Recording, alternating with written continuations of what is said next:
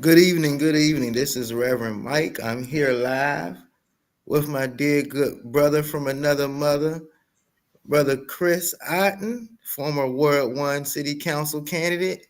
How you doing, Chris? I'm doing well. How you doing, good Reverend?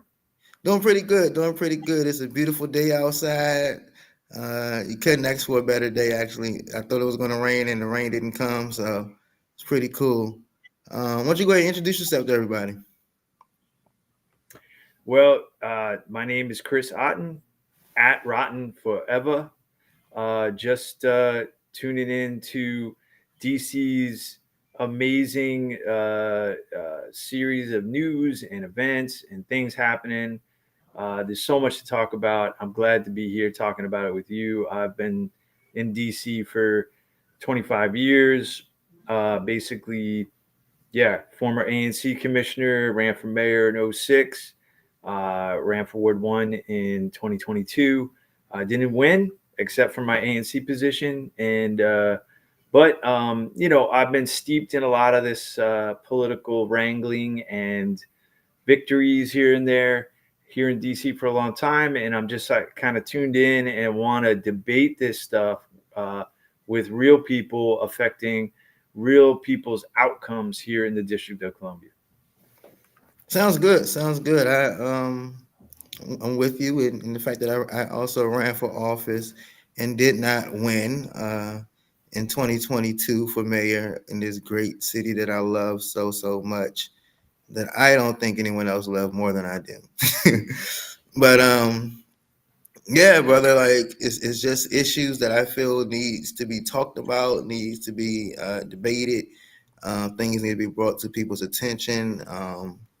And I'm all here for it, you know. So as we get into it, as we dive into it, I'm going to let us hear some brief updates from our mayor. We're going to start talking about the budget uh, issues. But first, let us just view this video. Cut is to a program that helps our neighbors in need by providing money for rent if they're facing eviction. It's called the Emergency Rental Assistance Program. And now we're learning the mayor wants to cut funding for that program in half. Our Rafael Sanchez Cruz is digging into this for us. And Rafa, so the mayor said today she doesn't believe everybody is using the program in the right way. Yeah, that's right. The debate over how much money the program needs is not new, but what is new is Mayor Bowser calling into question whether some DC tenants are using emergency funds because they simply don't want to pay their rent. Mayor Murrell Bowser's proposed 2025 budget cuts DC's emergency rental assistance program in half, from $41 million to $20 million. Is that because you believe that half of ERAP applicants are using the program fraudulently? I believe that there are people who are using ERAP that can pay their rent. It was this comment that prompted a sparring match between the mayor and the chairperson for the Committee on Housing, Robert White. Don't pay your rent. The government will do it for you, and it will never be enough. That is an absolute illogical jump from the reality that I'm talking about. No, this argument is illogical. The program known as ERAP provides low-income tenants who are facing eviction with money for overdue rent. For a family of 4 in D.C., they would have to make less than $61,000 a year, according to D.C.'s ERAP website. Tenants can apply once a year and are eligible for up to 5 months of rent payments. For example, according to the program, for a 2-bedroom in Columbia Heights, a tenant would get a maximum of $2,760 a month. You will face eviction if you don't pay your rent. And if you think the government is going to pay it, you stop paying.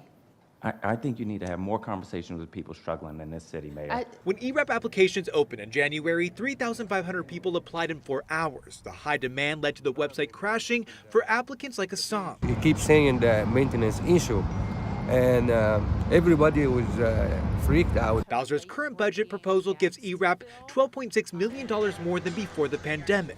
Last budget cycle, the mayor proposed $8 million. The council brought it up to $21 million. DC officials say the ERAP program would need up to $100 million of the budget to meet the city's current yearly demand. As the debate over the dollars continues.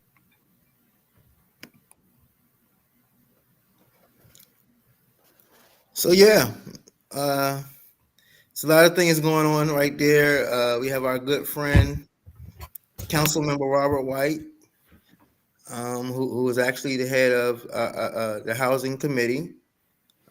We have Mayor Bowser, who is saying that she's cutting money to people that need help because they don't need the help. They just choose not to pay the rent and and they want the city to pay it. So man, like, what are your thoughts? Like, we all know that the money that's being cut, most of the money is going to MPD and downtown. So what are your thoughts on all of this? Great segment, Michael. This is like, there's just a few things that stand out there. Think about those numbers for a second. 2.5 stacks a month from the government to an absentee landlord who may or may not even live in the city. That's what ERAP could help people with. But doesn't that just, I mean, right there, that just shows you how extremely unaffordable the district is right now, where the city, in order to help people, have to put up 2.5 stacks a month. I heard $2,750 a month max. That's like $33,000 a year in rent to a landlord. And that means and they said it, you could qualify if you make less than $60,000 a year. The skewed definition of affordability is so off the charts in this city, and what it means, what real people are making here. The minimum wage in DC is $17 an hour. That's $32,000 a year. So you're not supposed to be paying more than a third of whatever you make. And if it's affordable rent, you're supposed to pay no more than a third of what you make. So an affordable rent for somebody making minimum wage would be about, let's say, if they're making $32,000 a year, they'd be spending about, $10,000, right, a year on rent. And so $10,000 a year on rent, that's like less than $1,000 a month, right? That's like about $850 a month. That's where DC's rents used to be, like 2005, 06, right? Right. And then this concept came about called inclusionary zoning. And it was a government policy that sounded great to all of the progressives and the do-gooders out there in DC. It sounded like great because it required affordable housing in every new building built. But that policy has led to what we see now in terms of skewing what affordable actually means and who it's going to benefit.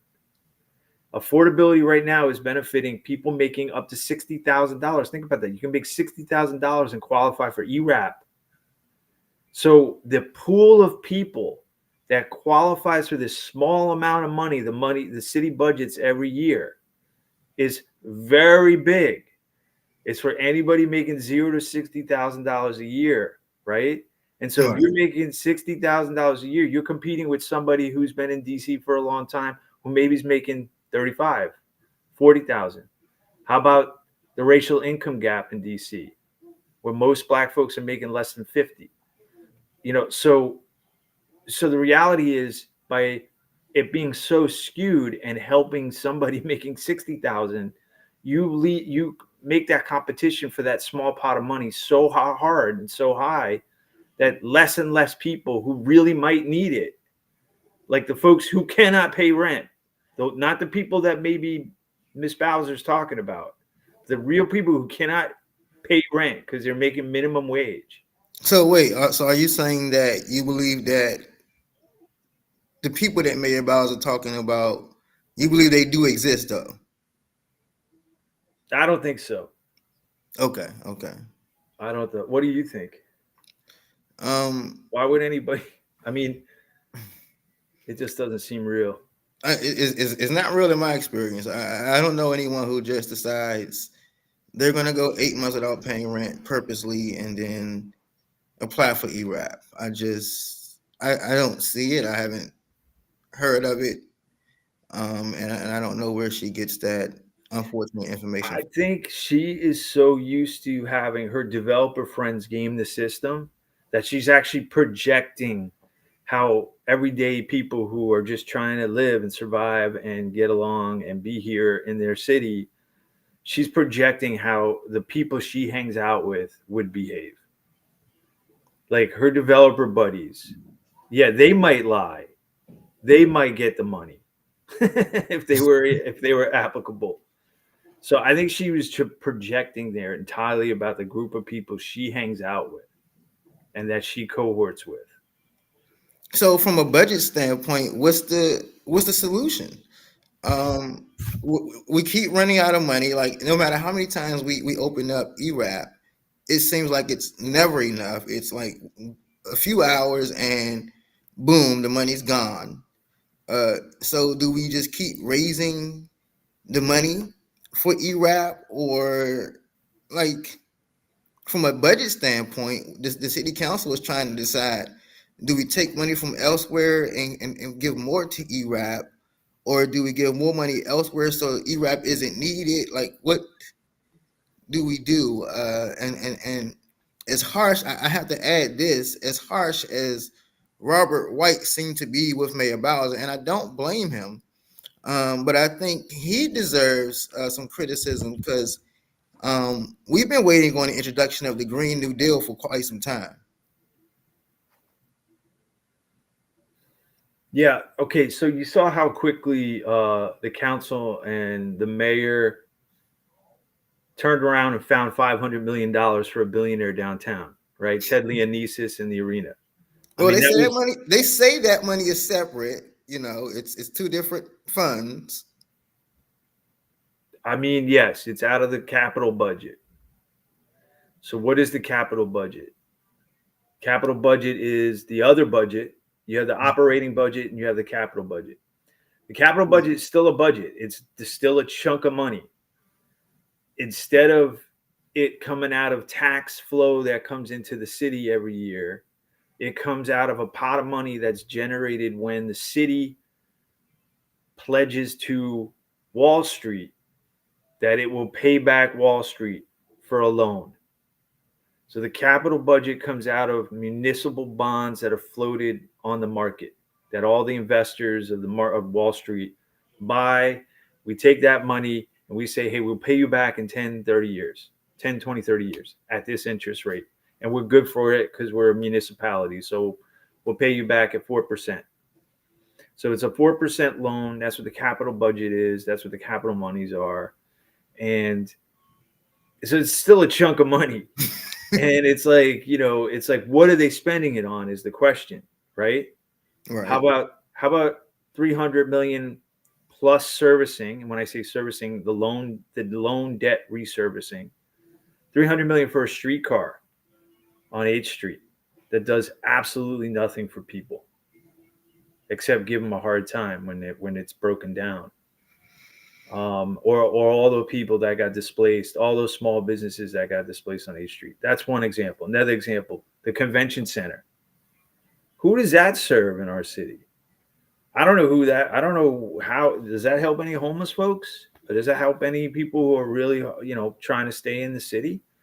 How about $250 million for the Marriott Hotel on Massachusetts Avenue, right next to the convention center?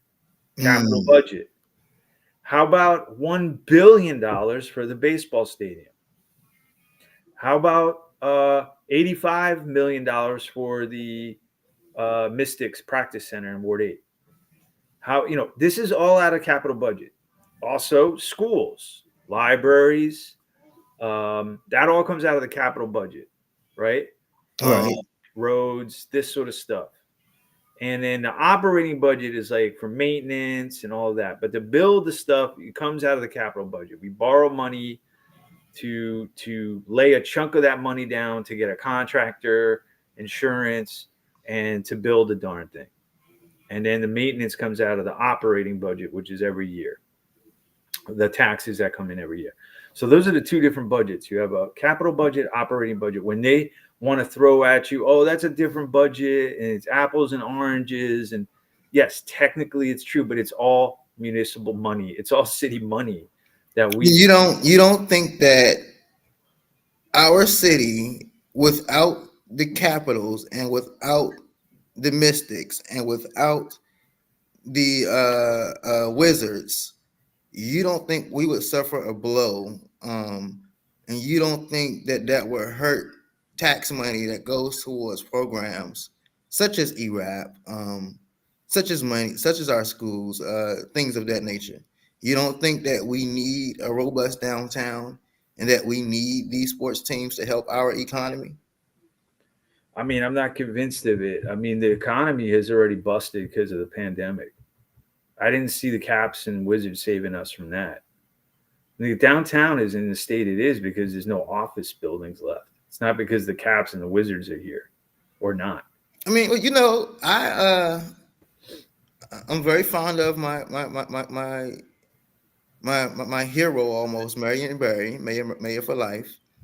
And one of the things that he kind of made his thing was he wanted to build downtown, and he thought that was very critical to our city. And so I don't want to be the devil's advocate. I don't agree with the mayor per se, but I have to say that I think it does matter that we do keep our teams downtown. Now, what I'm more critical at is could we have come up with a better agreement?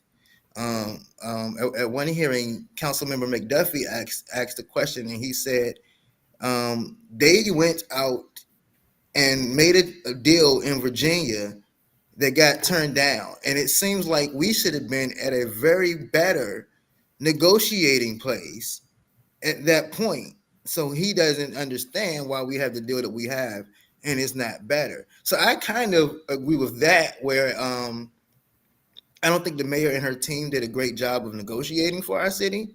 But I do think that we do need our teams downtown. And I'll even go as far as to say, and we're going to save this for later because it affects a race in Ward 7. But I'll even go as far as to say a stadium, a football stadium, definitely will help our economy as well. It's just not proven in the facts. I mean, I'd like to see more evidence, but imagine this. Let's say the Caps and the Wizards did leave. Imagine that's our stadium, right? The city built it.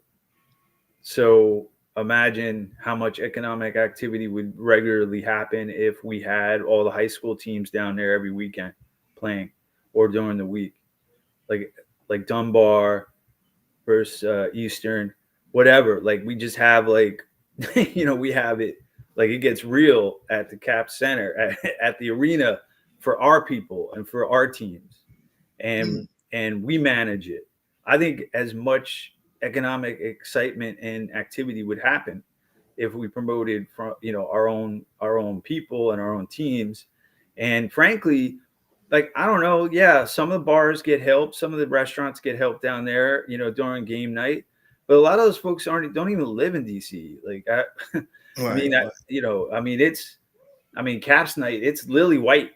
It's a lily white arena, in terms of demographics.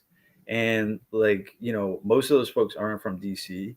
And, yeah, okay, fine. There's a little bit of flow of money in, but I just wonder, with all the taxes that might have been generated over the last 10 years, are we now just turning it back over to Ted Leonesis, a billionaire, and by the way, there's only 300 Chinese people left in downtown, and there's only 300 or 200 and something Black folks left. Speaking of Ted, there's something that did kind of, for lack of a better word, piss me off.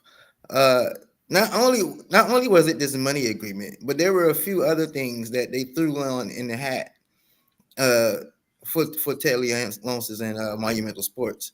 And one of them in particular was that he wanted to move the bus stops a little further from Capital One Arena. And he also wanted it to be guaranteed drug-free zones. To me, it kind of sounded off as, we don't want those blacks coming around making trouble. And I have to say that. Did you kind of get the same vibe from that? I mean, I don't know what's in his head, but I know who should know what's in his head, and that's our council, who was all there mostly clapping behind him, and our mayor. Like, I mean, why don't they know what he's thinking when he comes up with this stuff, and they're like basically shaking a deal on principle to these points? Like, what? Why don't they know? This is not a small chunk of change, right? This is $500 million, and we have kids going to bed hungry every night in this city, right? We have some of the highest illiteracy rates in the nation. We have some of the highest rates of deaths of mamas giving birth. Mothers who aren't getting the health care they need after giving birth. I mean, how is this acceptable? Like, that's the thing. For me, it's the contrast. It's the contrast of what's being prioritized and what's being deprioritized. And for me, I find it unacceptable that here we are propping up a billionaire in Chinatown, downtown DC, while a slumlord a block and a half away is pushing out some of the last Chinese folks from a building they've lived in for decades, generations. I don't know for sure, but for a very long time.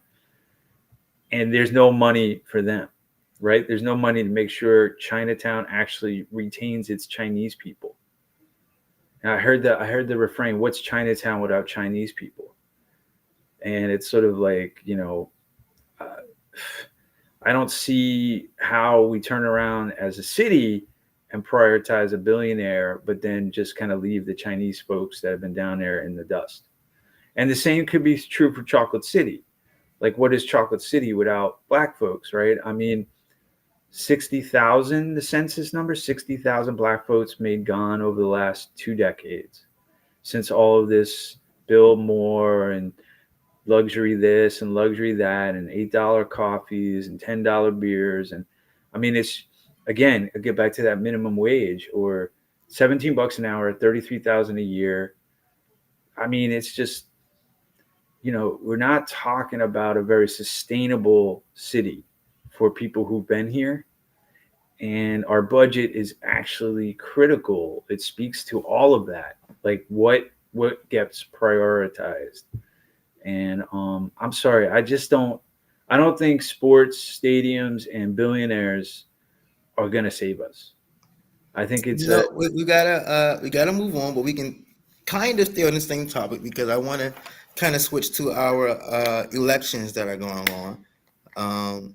We have an election going on in Ward 4 for council, an election going on in Ward 7 for council. And we also have our at-large race with Robert White and Christina Henderson running as well. And so one of the big issues in Ward 7 in that race is the stadium. And I mean, quite frankly, it affects every ward. It would have to be voted on by every council member and signed by the mayor. So one particular candidate, Ebony Payne, is definitely, and that's Ebony with a Y, is definitely adamantly seems to be opposed to building a stadium. Do you think a stadium would help the people of Ward 7? I don't know. I really don't know. I mean, I think jobs will help. Will stadium jobs help? Are people, when they build this stuff, do they hire folks from here? Do they hire, you know what I'm saying? Like, is it going to be the types of jobs that actually pay people enough so they don't have to file for ERAP? Right? I mean, that's the thing. So these things are interconnected. It's like, if you're just if it's the easy way out. You don't think that people have to start somewhere before you have to, like they say, you have to crawl before you have to walk? I know that when the National Stadium came, there were a lot of friends and family that I had that were excited that they finally got a job. And even though it was at the National Stadium, they appreciated it, and you don't think that bringing the glory days, quote unquote, back and bringing the team back to DC at FedEx, at the site of FedEx Field, you don't think, I mean, at a time where crime is one of the most talked about subjects, you don't think that a stadium would help as far as, bring on a lot of employees? They might not, start off at 80,000, but it does help you somewhere. I mean, yeah, I mean, I can't disagree with that. I just think, like, what is there? 8 games at home every year. So it's 8 days out of the year. And then you might get the playoffs, but we're talking about the Commanders. So, that's I mean, this is Josh Harris. This is not Dan Snyder. We're talking about Josh Harris, who almost has that Jerry Jones, Jerry World vision, who wants to build this state-of-the-art, modern stadium, and it won't just be for the Commanders. It's going to have all kinds of concerts and all kinds of events going on in there all throughout the year, and it's going to generate so much fun, so much revenue. for him. And also there's this sort of like morale factor, right? Like our people are kind of at a part where there's a lot of killings going on, there's a lot of crime going on, no one trusts each other, and we remember back in the days where we were at RFK, and it was like this brotherhood. Everyone, it was feeling this love for the Commanders, and it just kind of brought the city together, especially under head coach Gibbs. You don't think those things in a way are valuable? I mean, there's a lot of intangibles there, that I think are valuable. However, I mean, okay, look at Nat Stadium. I mean, have you been to Buzzard Point of late? Of late? No. Yeah. When was the last time you were around Nat Stadium? A few, I guess, last fall. Okay. That's where they built the Frederick Douglass Bridge. Right. I mean, in 20 years, it is a completely different place, right? And that's okay, except who is it for? And who did it benefit? So, like, yeah, yes, it might create a handful of jobs for, a handful of people. Let's say 50 to 100 DC residents might get some steady jobs that might pay them $17 an hour, and be part-time. It won't have health care and all of that. And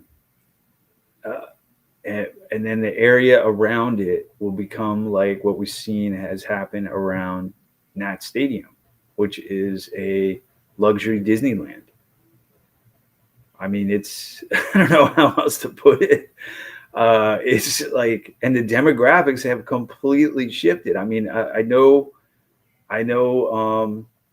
Greenleaf and the Kings Village there is holding on, and James Creek, and that's like, they're there, folks are there, but it is like, it's like folks' days are ticking, and because these capitalists are, see land as a way to make an easy buck. I mean, you got to think about it. Between 2010 and 2017, our city was getting like influxes of tens of thousands of people very quickly. It kind of like sped up this whole quote unquote gentrification process. I mean, there was nowhere for these people to live. What are we supposed to do? You have to build, right? I mean, I don't know. I go around there now. I mean, go to Southwest now and look up at the wharf. I mean, half of these units are empty. Those same people who they came left. They got out of They here. left. They have the privilege to leave, right? They have Yeah. the money and the privilege to leave. And by the way, they weren't staying here anyway. They come here, pad their resume, and then go back to where they came from and get their positions in the planning offices or the government or, you know, the business sector. I mean, it's like a giant internship city. It's like folks come here to intern, to learn how to do business, learn how to do government, learn how to do nonprofit sector stuff, and then they leave. And so they're not, it's a very transient city in that way for a part of it. And it happens to be the parts of the city that have been built over the last 20 years. And I'm thinking like Union Market. I'm thinking the Wharf. I'm thinking, yeah, like Southwest, Buzzard Point. I'm thinking, even Shaw. Shaw has kind of gone that way. I mean, complete demographic shifts too in the area around where the city has decided to make it temporary internship lodging. You know, like these aren't real communities. They're just like basically Airbnbs. So with these elections, you know, I mean, you ran for council member. I know I did attempt to run for mayor, but with elections coming up, we have Ward 4, we have Lisa Gore, and we have council member Janice Lewis George. Lisa Gore doesn't seem to be running on housing, even though she seemed to have been running on housing the previous election. Councilwoman Janice Lewis George, of course, as we know, introduced the Green New Deal. And in Ward 7, we have Ebony Payne, who is strongly against the stadium. You have a big field there in Ward 7. A very, very, very big field. We have Ebony Rose, whose complete resume is in education. I don't know any candidate who has a strong resume when it comes to housing. I think the outgoing council member probably is the strongest. And then we have, of course, Ward 8, where we have Trayon White and Branch, who's a former principal, and Salim Adolfo, who's a longtime commissioner. So, I mean, for the people, how do they decide who to trust the most to make these decisions when it comes to their housing? Some candidates aren't even really defining themselves and where they stand. I mean, out of all of them, we know that Councilmember Janice Lewis, we know where she stands. She's been very clear where she stands. But say you're in Ward 7, you know, everyone is talking about different plans. We want to talk about housing. You talked about the streetcar. You just said how much money the streetcar raised. But almost every single candidate in Ward 7 is in support of extending the streetcar to Benning Road. And there's a lot of residents who seem to support the idea too. Me personally feel like it's just going to drive to displacement. But what do the people supposed to go on? Yeah. I don't know. I mean, that's the thing. It's hard to understand track records of folks that are just, I mean, the Ward 7 race has got so many, you know, candidates, so many people in it. It's amazing. It's interesting because this ballot is also going to have ranked choice voting up for yeah, and that would be handy in a Ward 7 race like now. Like it would really be handy because then you could rank choice your all these candidates, so many candidates. I don't know what to say. I mean, I've always. So that means you support ranked choice voting. I do. I don't know if I necessarily support open primaries, though. Unfortunately, those are inextricably linked in this ballot initiative. They've put them both on the same initiative, like open primary and ranked choice voting. Well, see, that's my thing. If it was ranked choice voting by itself, I definitely wouldn't have an issue with it. I definitely am a strong follower of the Reverend Dr. Al Sharpton. and I follow him in New York, and it seems to have had an effect in New York City. So and he supports it. So I have always supported it ever since then. But I don't know if I can support the initiative because I don't know if I want to open the door for Republicans voting in my primary. Well, it wouldn't open the door for Republicans to vote in your primary. It would open the door for independents to I mean, vote. that's what I meant to say. Yeah, independence. Mhm. I mean, especially in this city, especially what we already have seen. We already have seen Democrats switch to independent, run for office, switch back to Democrat. It just doesn't seem like it would be a genuine vote. Well, I mean, I don't know what is a genuine vote. There's not a lot of folks voting. The Democrats haven't inspired us to march to the polls, if you know what I'm saying. Right. I mean, they're turning around $500 million of billionaires while kids are starving, right? And that's what I'm saying. Like, there's not a sense of a working class solidarity in the corporate Democratic Party that is in DC right now. It's not the Marion Barry of the 70s and 80s. I mean, it's just not. It's a different Democratic Party. It's a party that was inspired by Mayor Williams, who said in 2000 or 1999, I want 100,000 people here. He proclaimed it. I happened to be in front of One Judiciary Square when he had the press conference, and he proclaimed, I want 100,000 new folks here within the next 20 years, and I want them to be the folks who have spending money. And indeed, he did that. Now, simultaneously, 60,000 folks had to be shown the door, and they happen to be Black folks. So it's a sort of like that. If we ain't going to deal with the facts and the realities of these policies, With the beginning of the non-citizens being allowed to participate in local elections, yeah, will that even things out, or will that help? I think it would help progressive policy making. But again, it depends on it all depends on the candidates. You know, like if there's not a true progressive to vote for, then what are we talking about, right? Like it's just going to still be the same sort of result, right? And so I don't know. Is there a true progressive candidate to you? That's what I was going to ask you. You're more tapped in than I am on the Dems right now. I mean, I definitely think that Councilwoman Janice Lewis George is progressive in my book. Definitely. That's 1 out of 13.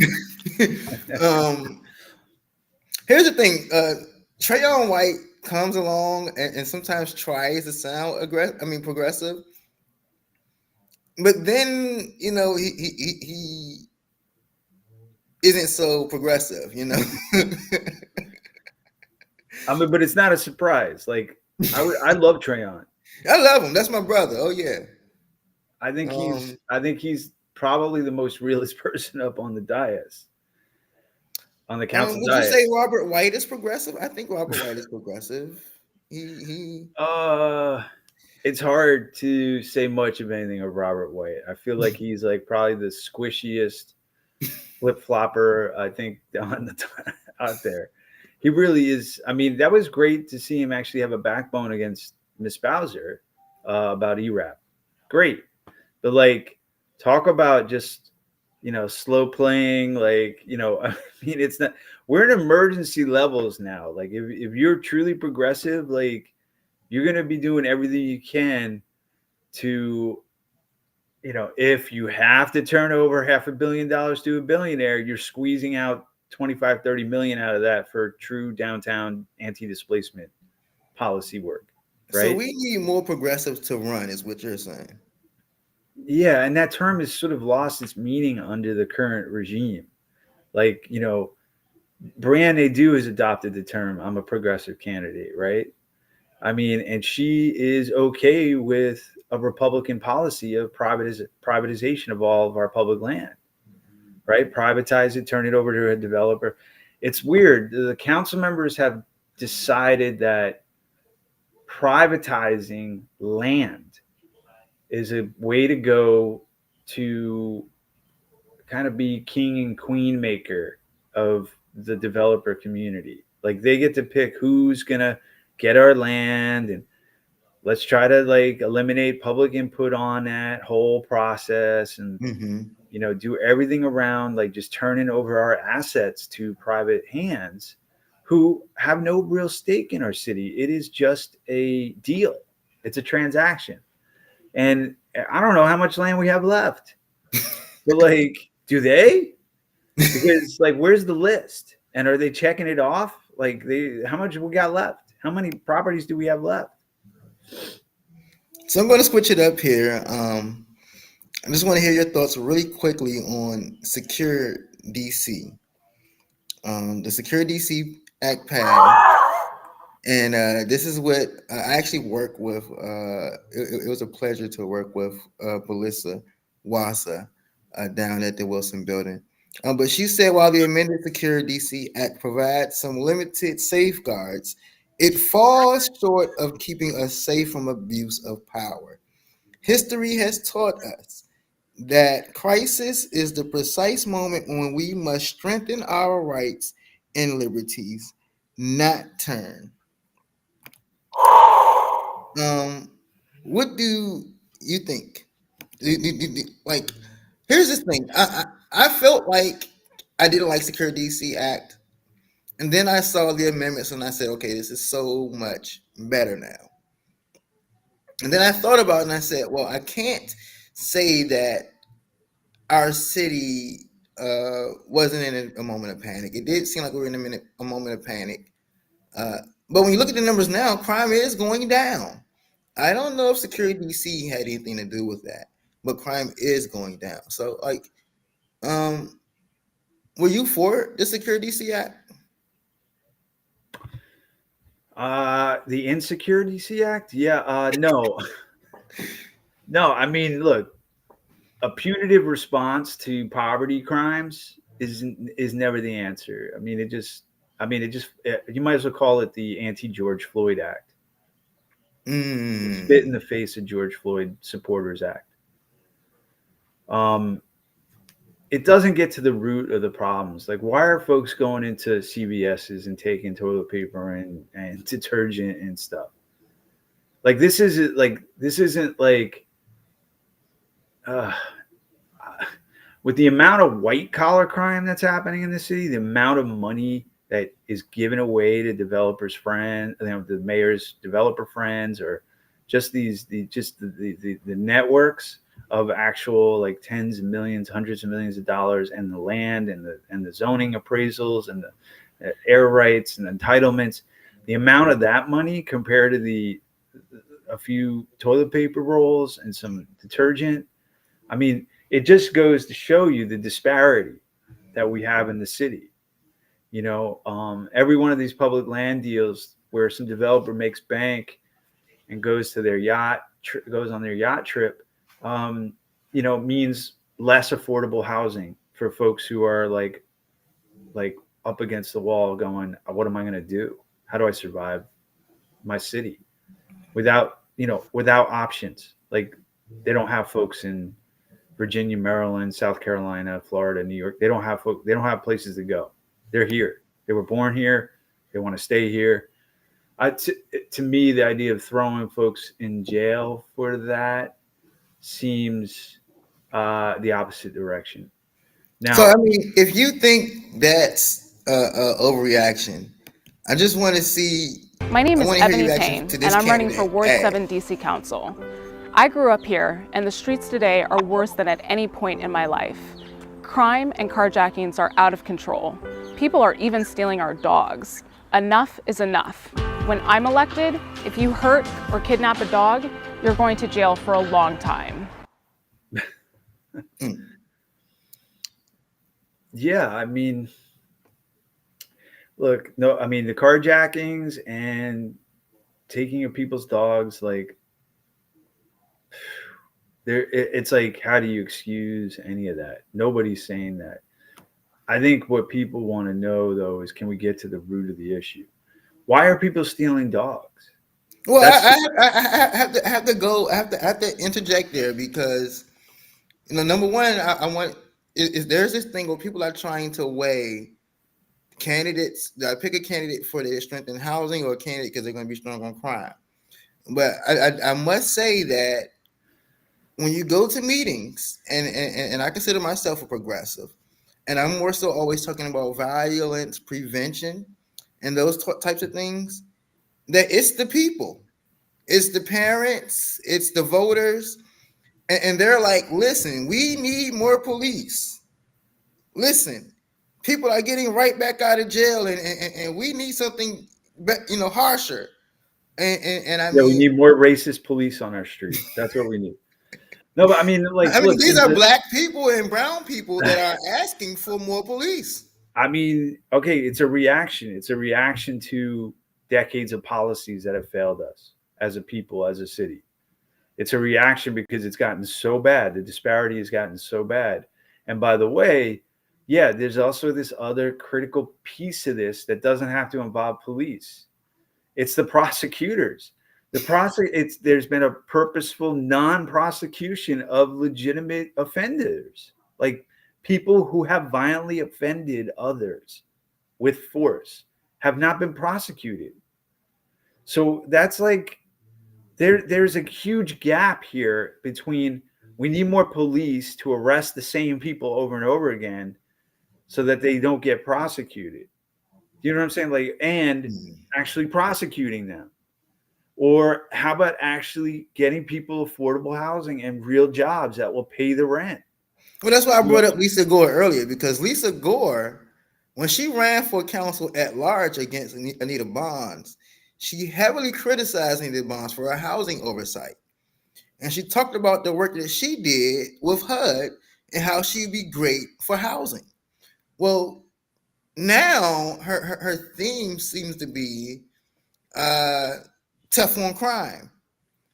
So do you take someone like Lisa Gore, who has the housing experience and who's going to keep you safer, over a progressive like Janice Lewis George, because she can, it's like, so how do you weigh this thing?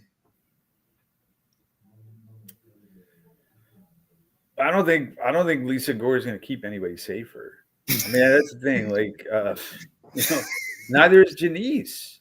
I think it's a question of it's been so far off base, who the policies of this city has benefited and who it has been harming, right?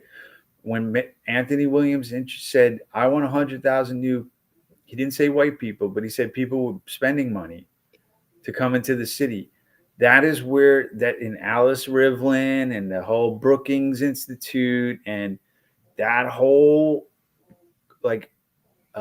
cohort of thinkers, had set a series of policies out 20 years ago that was going to change starkly the demographics of the city and pander to moneyed interests, right? Versus where it was maybe under Mayor for Life.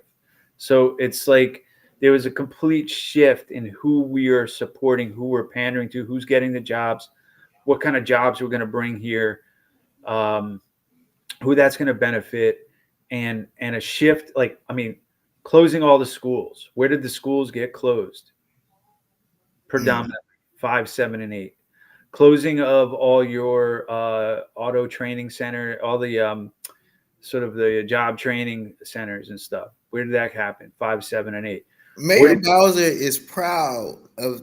She's proud to say and to get spoken of the way that she has, quote unquote, beautified this city. She always brags about having the #1 parks and recreations, and she feels like what she did was incredible as far as its infrastructure and the way it looks now. I always say Marion Barry focused more on the people than the city, and now Mayor Bowles is focusing more on the beautification of the city than the people. But how about the way it smells? Because it smells like garbage. It right. really, I mean, downtown in the summer, we're going to start smelling it soon. Those sewers, the combined sewers, are really going to start stinking up. And all the dog parks and those garbage cans around there, yeah, that's real beautiful, but it stinks.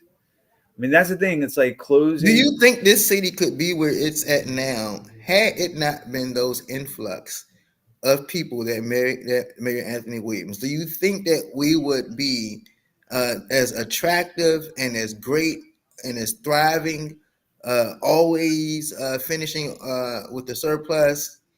Do you think that we would still have been that city had we not followed through with Anthony Williams? I mean, I don't know what city you're talking about. It's a tale of two cities. Yeah, I mean, if you're talking about that white people's income has multiplied by 500% over the last 20 years, while black folks' income have stayed the same or gone down, like, is that the city we're talking about? Because I lost a lot of my friends. Adams Morgan has gone through a humongous several waves of gentrification over the last 20 years I've been here. Most of my friends are gone. They can't afford it anymore. I'm broke. So like I'm able to stay because I happen to have help from the city. Like, you know, like I guess I'm one of those people, game in the city. And I have my teeth to prove it, you know, and all of that. And I'm, you know, I mean, I'm just sort of like, I'm puzzled by the spin and the propaganda that says we're doing great, but yet I look around and I see my friends and family and people I know and love who are struggling more than ever, and it seems to be getting harder and harder to get help from the city. That the people who do get help from the city, and by the way, deservedly so, for the systemic racism that has existed in this country, let alone this city, for hundreds of years, people are owed this help. Okay, Chocolate City is owed this help. Period. Like, no questions asked. So when I see the disinvestment in the black neighborhoods of DC, the closing of libraries. I mean, Anacostia and Benning didn't have a library for 4 years. They did not have a library for 4 years. Well, now you know how I feel about Potomac Gardens, and the library right there, Eastern Market, is now closed for renovation for who knows how long. At Southeast. Yeah, yeah. I mean, so I guess. And that's the thing, like, I don't even know if there's going to be interim services, but like there was no interim services for Benning and Anacostia, right? So you imagine for 4 years as a child, as somebody in the community, you don't have a library for 4 years. That's an entire high school career. I mean, yeah. So that type of disinvestment that's targeting certain communities, right, is, to me, that's the two cities. Like, yes, okay, beautified Union Market. You've also destroyed the place where all of the other businesses in the city like would get their stuff from for cheap. It was like the wholesale market, right? Now, where is that wholesale market? Where is it now? I saw a gigantic truck coming down the street the other day because there isn't a place for gigantic trucks to come in off the highway off New York Ave. Drop their stuff off and get back out of town. There isn't that place anymore. They have not planned for that. They have planned for luxury Disneyland 2.0. I mean, here it's another one. So you got around Buzzard Point, you got the wharf. We're up to actually 3 or 4.0. Frankly, Union Market is like, it is completely different. Completely different. A policy, 6,000 new housing units there. 6,000. Guess how many quote unquote affordable family size units they brokered, the city brokered away and giving away all those air rights at Union Market? Can you take a guess? Out of 6,000 new units. 100. Go lower. Wow. 30. Lower. Wow. 10. 10. You got it. 10. That is crazy. 10 family size, so 3+ bedrooms, affordable units. Wow. 1,000 hotel rooms. 1,000 hotel rooms in addition to the 6,000 new luxury units.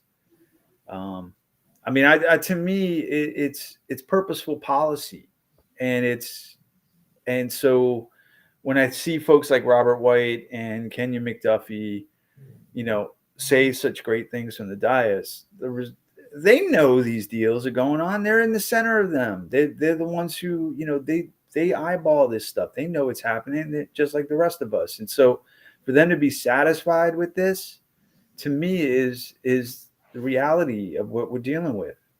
So you know what? We got to make we're going to get somebody from the council on this show. we have to, and we got to start getting some answers from them straight up, face to face. But before we go, we're ready to close. This is our conclusion of our very first streaming of the People's Show, the People's Voice. Do you have anything to say for your last second? I'm sending love to the people of Gaza, and it's all about a land struggle in Palestine, and the land struggle right here in DC. It's unfortunately definitively connected. We want people to stay on the land and take their land back. I just want to highlight a stat that I have been talking about for the past week or so. 40% of families in DC are families that consist of a single mother. 40%. I think that needs to be talked about. I think that needs to be thought about. And I think that's something that we need to just meditate on over the next couple of weeks. We'll see you next Wednesday, in 2 more weeks, next Wednesday. That's Chris Otten. I'm Reverend Mike, and this is the People's Voice. The People's Voice. Until next time, see you later. Summer. Ready? Summer. It's nothing like summer. I've been cooped up too long. I just wanna be free. The summertime is calling me.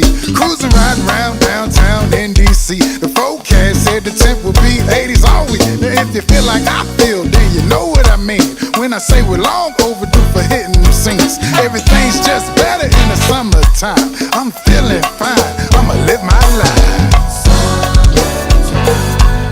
Summer in the city. The summertime. Cruising street, shooting the wind. Ladies look so pretty. Take me easy, just let me.